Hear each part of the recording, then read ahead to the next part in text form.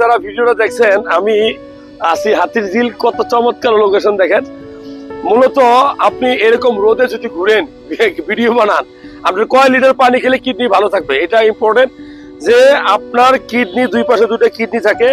এই দুইটা কিডনি আপনার শরীরের রক্তকে পরিষ্কার করে, আপনার প্রস্রাবের মাধ্যমে শরীর থেকে যত জীবাণু আছে, ইউরিয়া সহ সব বের করে দেয়, রক্ত তৈরি করে।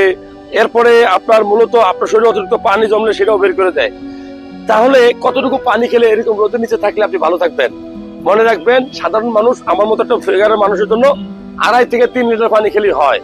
কিন্তু যদি এরকম রোদে আপনি ঘামেন, প্রস্রাব হয় না, ঘাম দিয়ে কিন্তু আপনার শরীর থেকে রক্ত বের হয়ে যাচ্ছে, সরি প্রস্রাব বের হয়ে যাচ্ছে, পানি বের হয়ে যাচ্ছে। হ্যাঁ, প্রস্রাবের আকারে পানি বের হয়, ঘামের আকারেও পানি বের হয়। আপনার ইলেকট্রোলাইট ইমব্যালেন্স হচ্ছে, আপনার কিডনি ক্ষতিগ্রস্ত হচ্ছে, কিডনি কাজ করার প্রয়োজনে পানি পাচ্ছে না। মনে রাখবেন, 3 লিটারের উপরে পানি খাওয়া উচিত।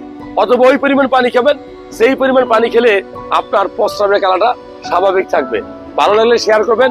মনে রাখবেন, আপনার কিডনি খারাপ হলে আপনার কিন্তু মৃত্যু নিশ্চিত। 60 থেকে 70% কিডনি নষ্ট হইলে আপনার লক্ষণ প্রকাশ পায়, তখন কিন্তু আর কিছু করার থাকে না। কিডনির একমাত্র ভালো টেস্ট কি? সেটা হলো যে serum creatinine. Serum creatinine test করে আপনি বুঝতে পারবেন কিডনিটা ভালো আছে কিনা।